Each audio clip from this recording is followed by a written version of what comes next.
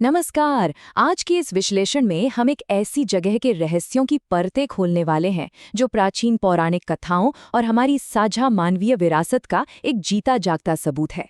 जी हाँ, हम बात कर रहे हैं ऐतिहासिक कटास राज मंदिर की। तो चलिए, बिना किसी देरी के इस दिलचस्प सफर पर चलते हैं। हम अक्सर खबरों में भू राजनीतिक सीमाओं और तनावों के बारे में सुनते हैं, है ना? लेकिन जरा सोचिए, इसी तनाव भरे माहौल के बीच इस्लामिक रिपब्लिक ऑफ पाकिस्तान के अंदर एक ऐसा प्राचीन हिंदू मंदिर परिसर मौजूद है जो सीमा रहित आध्यात्मिक शांति का प्रतीक है। ये सच में सोचने वाली बात है कि सरहदों के लिए जाना जाने वाला ये क्षेत्र अपने भीतर कितने गहरे ऐतिहासिक सुकून को संजोए हुए है। तो आज के इस विश्लेषण में हम क्या-क्या कवर करने वाले हैं? हम देखेंगे इस पवित्र स्थल का भूगोल, भगवान शिव के आंसुओं की वो पौराणिक कथा, पांडवों और यक्ष का संवाद, वो समय जब विज्ञान और आस्था का मिलन हुआ, और अंत में हमारी एक साझा सांस्कृतिक विरासत। चलिए, भाग 1 से शुरू करते हैं। पाकिस्तान में स्थित ये पवित्र स्थल और चकवाल की प्राचीन पहाड़ियाँ। ये जगह पाकिस्तान के पंजाब प्रांत में चकवाल जिले की सॉल्ट रेंज पहाड़ियों के बीच छिपी हुई है। और सच मानिए, ये केवल ईंटों और पत्थरों का कोई आम ढांचा बिल्कुल नहीं है। ये एक ऐसा विशाल परिसर है जहां बौद्ध स्तूपों की असीम शांति और हिंदू राजाओं का ऐतिहासिक वैभव एकदम साथ-साथ देखने को मिलता है। आज भी तीर्थयात्री मीलों का सफर तय करके, सरहदें पार करके यहाँ आते हैं, सिर्फ उस हवा को महसूस करने जिसमें भगवान शिव के आंसुओं की नमी आज भी बसी है। और इसी से हम पहुंचते हैं अपने दूसरे और सबसे अहम हिस्से पर, भगवान शिव के आंसू और उस कभी न सूखने वाले कुंड का रहस्य। दरअसल कटास राज की पूरी नींव असीम दुख और गहरे ईश्वरीय प्रेम की एक बहुत ही मार्मिक कहानी पर टिकी है। पुराणों के अनुसार जब माता सती ने अपने शरीर का त्याग किया तो भगवान शिव उनके वियोग में इतने गहरे दुख में डूब गए कि उनकी आंखों से आंसू छलक पड़े। कहा जाता है कि उनके आंसुओं की 2 दिव्य बूंदें धरती पर आकर गिरी, और उन्हीं में से एक बूंद ने इस मंदिर के बीचों बीच मौजूद इस पवित्र कुंड का रूप ले लिया। एक ऐसा कुंड जिसका पानी कभी नहीं सूखता। अब इस बात पर गौर कीजिएगा, ये बहुत ही अद्भुत है।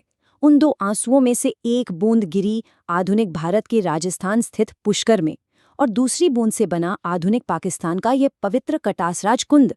मतलब सरहदें तो हमने नक्शों पर खींच दी, लेकिन हमारी जो आध्यात्मिक भूगोल है वो इन सब सीमाओं से कहीं ऊपर है ना? कमाल की बात। और हाँ, इस जगह का जो नाम है ना, कटास, वो भी इसी भावना से जुड़ा है। ये असल में संस्कृत के शब्द कटाक्ष से निकला है, जिसका मतलब ही होता है आंसुओं से भरी आंखें। वक्त के साथ बोलचाल में यही कटाक्ष शब्द बदलकर कटास हो गया। ये नाम उस सच्चे प्रेम की याद दिलाता है जो समय की सीमाओं से परे है। तो आज स्थिति ये है कि सदियां बीत गई, नक्शे बदल गए, लेकिन आज भी इस रहस्यमयी कुंड का पानी भक्तों को वही सुकून देता है। आज भी ये गहरी आस्था है कि इस कुंड में एक डुबकी लगाने से मन और आत्मा दोनों शुद्ध हो जाते हैं और एक असीम आध्यात्मिक शांति मिलती है।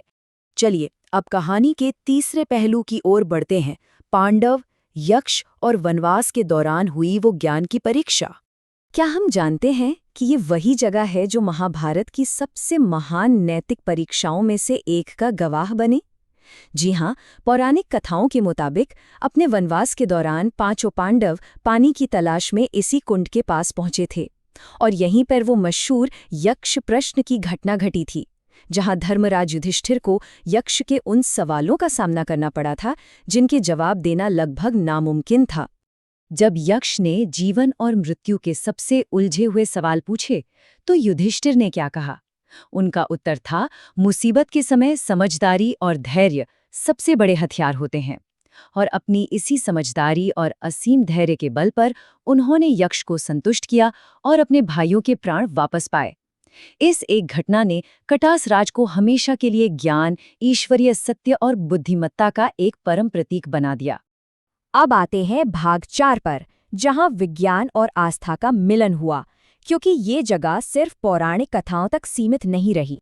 अगर हम इसके इतिहास की टाइमलाइन को देखें तो ये एक बहुत ही शानदार सफर है।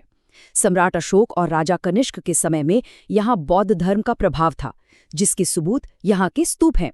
फिर 7वीं सदी में मशहूर चीनी यात्री हुएन त्सांग यहाँ आए और फिर 11वीं सदी आते आते ये जगह दुनिया भर के बुद्धिजीवियों और वैज्ञानिकों के लिए एक बहुत बड़ा केंद्र बन गई। 11वीं सदी ये वो समय था जब मशहूर विद्वान और वैज्ञानिक अल बरूनी इसी इलाके के पास मौजूद नंदना किले में रुके थे। और ये वाकई में चौंकाने वाली बात है कि बिना किसी आधुनिक तकनीक या कंप्यूटर के अल बरूनी ने यहीं रहकर पूरी पृथ्वी की परिधि को नापने का एकदम सटीक तरीका निकाल लिया था। ये हमें क्या बताता है? ये इस बात का बहुत बड़ा प्रमाण है कि इतिहास में एक ऐसा दौर भी था जहां धर्म, वैज्ञानिक खोज और दुनिया को जानने की जिज्ञासा ये सब एक साथ चलते थे। विज्ञान और गहरी आस्था एक ही जगह पर कितनी खूबसूरती से मौजूद थे। और अब हमारे विश्लेषण का अंतिम भाग, एक साझा सांस्कृतिक विरासत, एक ऐसा स्मारक जो आधुनिक सीमाओं से परे है। इस पूरे इतिहास ने मिलकर यहाँ एक ऐसा वास्तुकला का संगम तैयार किया जो कई धर्मों को जोड़ता है। सिख धर्म में भी इस जगह का बहुत गहरा सम्मान है। सिखों के पहले गुरु गुरु नानक देव जी ने अपनी यात्रा के दौरान यहाँ मानवता का उपदेश दिया था। बाद के वर्षों में महाराजा रणजीत सिंह ने इस पूरे परिसर को बहुत ही प्यार से संरक्षित किया और इसे संवारा। अगर हम वास्तुकला की बात करें तो ये सच में पत्थरों की एक खूबसूरत जुगलबंदी है। यहाँ एक ही जगह पर हिंदू मंदिरों की वो बारीक नक्काशी देखने को मिलती है, राजा कनिष्क के युग के बौद्ध स्तूपों के डिज़ाइन मिलते हैं और साथ ही पुरानी इस्लामिक वास्तुकला की झलक भी दिखाई देती है। ये हमें बताता है कि कैसे अलग-अलग संस्कृतियां एक साथ मिलकर एक नया रूप लेती हैं।